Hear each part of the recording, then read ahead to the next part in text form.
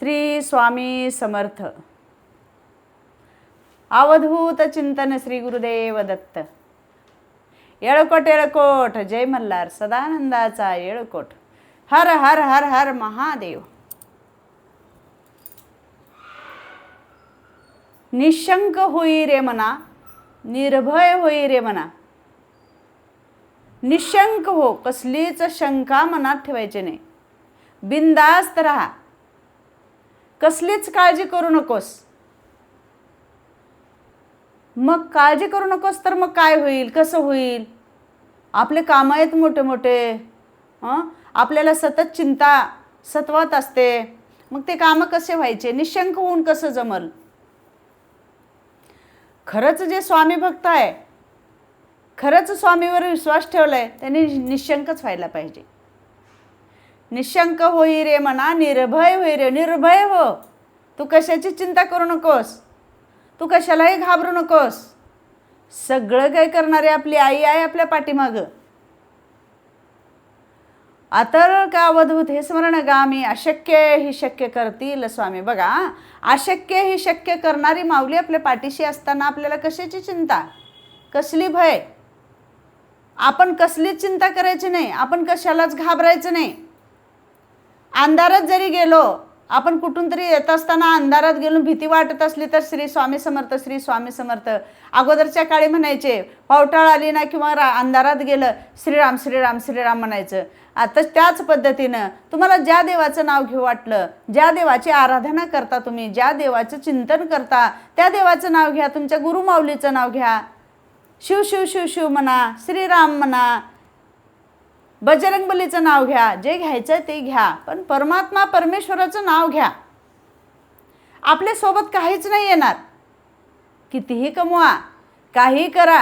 माझं सांगण्याचा एकच उद्देश असतो की बाई, तुम्ही ज्या अर्थी संसारामध्ये गुंतलो आहोत, मानव देह आपला जन्माला आलेला आहे, मानव रूपे आपण जन्माला येऊन आपण संसार तर करतोच, प्रत्येकजणच करतात संसार. ज्या अर्थी आपल्याला कोणत्या तरी वेदनेनं आपण गुंफरलो, आपल्याला वेदना होत असल्या, एखादा रोग लागला, मग त्यावेळेला आपल्याला कितीतरी देवाची आठवण येते. बाबा बाबा बाबा बाबा कितीतरी आठवण येते. आणि उगा एक उदाहरणच धरा तुम्ही. एखादा आपला हात मोडला किंवा पायाला ठेच लागली आणि आपण डॉक्टरकडे गेलो. डॉक्टर काय सल्ला देतात आपल्याला की बाबा हे 30 दिवस तुमच्या पायाला पट्टी करावी लागेल, किंवा तुमचा हात मोडला 30 दिवस आमच्याकडे यावं लागेल. आणि सतत 30 दिवस ह्याच टायमाला यावं लागेल. एक ठराविक वेळ दिलेली असते आपल्याला. मग आपण त्या वेळेला जातो, एकतर मनमानी पैसा देतो, आपली घरची लक्ष्मी आपण पैसे त्यांना देतो आणि त्या त्या टायमाला तिथं जाऊन हजर होतो आणि ते जे जे करतील ते करून घेऊन येतो. चला पाय लांब करा, पाय धुवा, पट्टी करा, वेदना सहन करा आणि मग घरी या. पण नित्य नियमानं आपण जातो.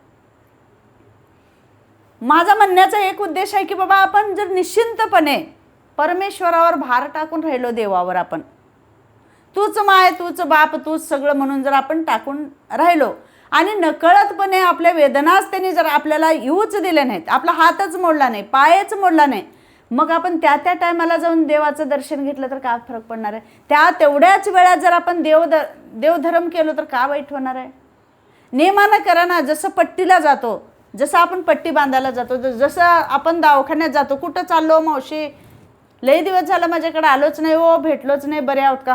काय करावं माय, सगळं करताना देवाने हे बघा माझा हात मोडलं, माझ्या पायाला ठेच लागली आणि मी दवाखान्यात चालले, 30 दिवसाचा कोर्स सांगितलाय.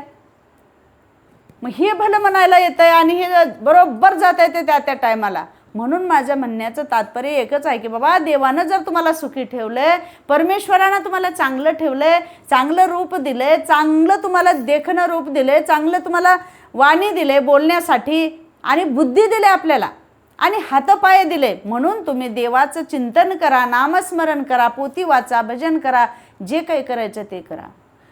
मग असंच करत असताना एका भक्तानं स्वामीला नवस केले.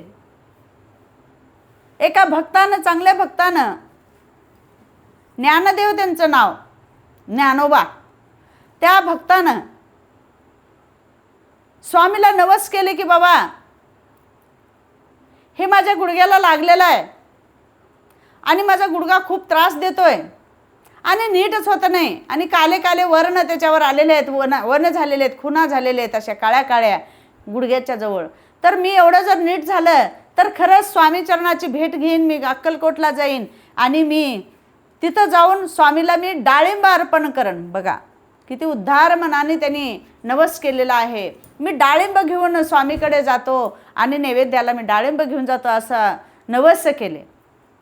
आणि नवस केल्यासारखंच योगायोगाने म्हणा, नवसाने म्हणा, स्वामीचा अनुभव म्हणा, स्वामीचा चमत्कार म्हणा, काही का असणार, पण ते त्याच्या गुडघ्याचे वर्ण काले वर्ण सगळं काही नीट झालं. खूप दिवस झालं तरी पण त्याला काही नवसाची आठवण येणार. असं करता करता करता एका दिवशी त्यांनी चला आता आपण नवस फेडून यावं म्हणून आपल्या लेकराला, बायकोला, सगळ्याला घेऊन अक्कलकोटला गेले. अक्कलकोटला गेले असता चोळप्पाच्या घरी स्वामी होते.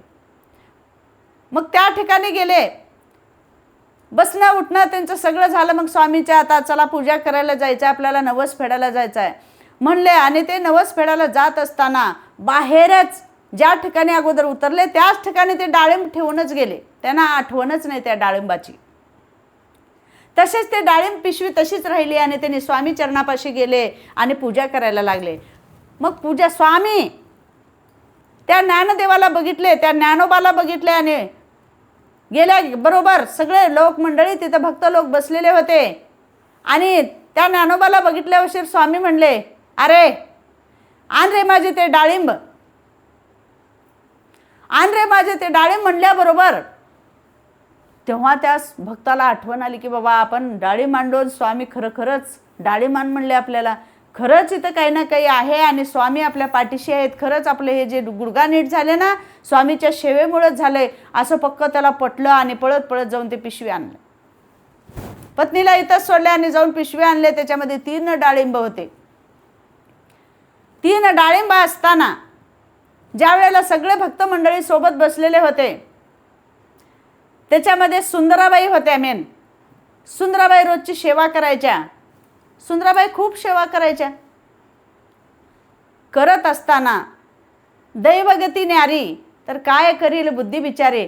देवाजवळ राहून सुद्धा एका भक्ताला सगळं काही त्याचा उपभोग घेता येत नाही किंवा त्याचं दर्शनाचा लाभ घेता येत नाही. कितीही जवळ जर देव असला तर त्यांना ओळखता येत नसतं.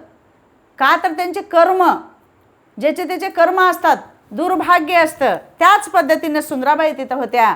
आणि त्यांनी काय केलं ते पळत जाऊन त्याने डाळिंब आणले आणि स्वामीच्या पुढं ताटात घालून ठेवले आणि पूजेला सुरुवात केली असता सुंदराबाई त्याच्यातला एक डाळिंब घेतल्या आणि मुठीनंच फोडल्या.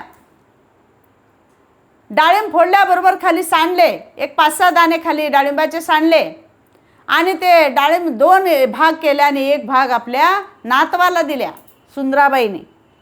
बघा किती नवसा सायसानं त्या भक्ताने आणलेलं डाळिंब सुंदराबाईला बघा किती अधोगती सुंदराबाईची, किती तेजव्रती, किती डाळिंब घ्यावं. स्वामीच्या समोर काही पडू द्यायचं नाही. पटकन सुंदराबाई घ्यायच्या.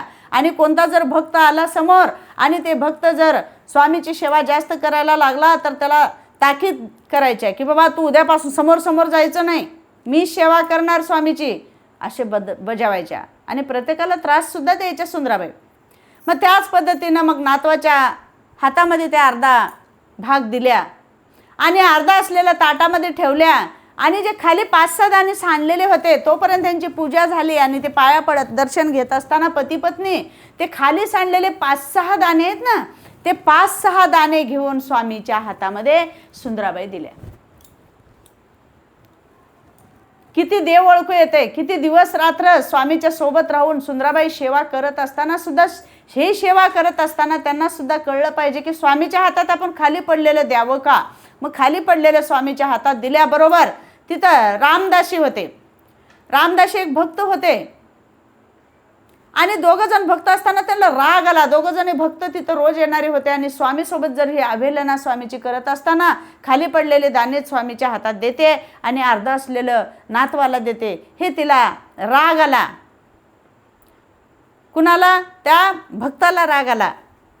आणि राग आल्याबरोबर अशा एक 5-6 मंडळी बसलेले होते. त्या 5-6 लोकांना वलांडून स्वामी ते जे रामदासी सेवक होता ना तो ते दोन भक्त बघत होते आणि त्यांना खूप काही कळत होतं. त्यांनी असे वेदशास्त्र सांगत होते आणि त्यांना कळलं की बाबा साक्षात ब्रह्मांड नायक परमेश्वर रूपी स्वामीला ही खाली पडलेले दाणे देते आणि लगेलग उष्ट असलेलं स्वामीला देते, असा विचार करून पळत त्यांना राग आल्यामुळं ते सुंदराबाईला एखादी थापाडीत द्यावं या उद्देशाने त्यांनी तेवढ्या माणसाला ओलांडून जात असताना स्वामीचं लक्ष अधूनमधून समोर एकदम दिसत नसताना सुद्धा, अरे थांब, मारू नकोस, थांब, अशी हाक स्वामीने मारली.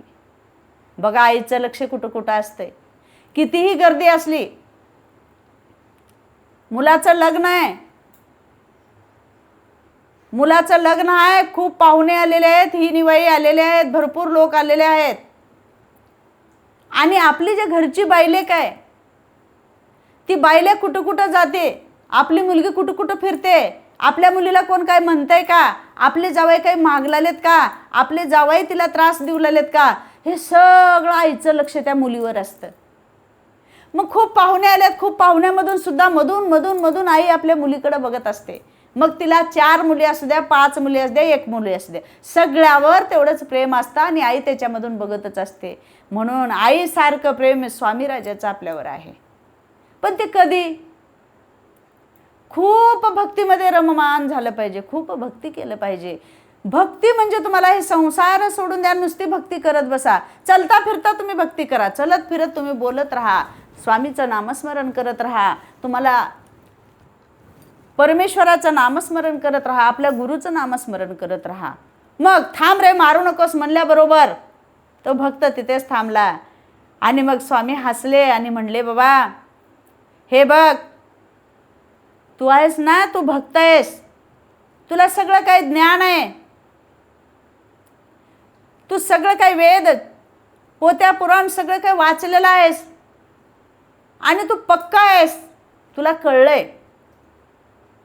तुला वाटतंय का मला नाही कळलं? मला सुद्धा कळलंय, पण असू दे. हे सुंदराबाई आहे का नाही, हे सुंदराबाई ज्या शेतामध्ये जुंधळा पेरल्यानंतर पक्षी येतात म्हणून एखादी मडक्याला ज्या पद्धतीनं लावून ठेवतात ना, एका दंडुक्याला, आणि त्या मडक्याला रंगरंगोटी करतात, डोळे काढतात, नाक काढतात आणि तोंड मात्र काळभोर ठेवून त्या मडक्याला सजवून त्या जुंधळ्यामध्ये थांबवतात. अरे ती कसं का असना मडकं, कसलं का मडकं असना, पण ते सीझन संपला ना, पक्षी यायचा, आपल्या जुंधळ्याची रास झाल्याबरोबर ते मडक्याचं काय होतंय तुला माहिती आहे ना. मडकं हे मडकंच असतं आणि त्या मडक्याचा फक्त उपयोग करून घेतला जातो. आणि ते मडकं असतं म्हणून चिमण्या खाणारे थोडे तरी आपले जोंधळे वाचतात. म्हणून आपण ह्या मडक्याला जतन करून इथं ठेवलेलं आहे. आणि त्या मडक्याला आधीमध्ये आपण जर थापाडी देऊन मारलो तर ते मडकं थांबणार नाही. म्हणून त्या मडक्याप्रमाणे ह्या उपदेश स्वामींनी त्यांना सांगितले की बाबा हे जे सुंदराबाई आहे तर त्या मडक्या पद्धतीनं आहे, तर त्या मडक्याचं नाव बुजवणं असं राहतंय आणि त्याला ड्रेस वगैरे घालतात आणि वरी मडक्याला सजवून ठेवतात. तसेच ज्या भक्ताला जास्तच कळत नाही, कितीही सांगून जर कळत नाही, सतत तेच म्हणत राहतात की बाबा काय करावं, कसं करावं, आम्हाला कळणाच गेलंय, आमच्या डोक्यावरलं वज्ज कमीच होईना, आम्हाला कोणी नीटच बोलना, आमच्या घरात बरकतच येईना, आमच्या घरात किरकिऱ्याच होतात, आम्हाला देणारे लोक पैसे आणूनच देत नाहीत, आमच्या मुलाचं लग्नच जुळत नाही, अनेक प्रश्न सतत रात्री झोपच येत नाही. हे सगळ्याचं उत्तर आणि ह्या सगळ्याचं औषध एकच आहे की नामस्मरण करा. कशाचं करू वाटलं ते करा, पण करा. अंबामाईचं करा,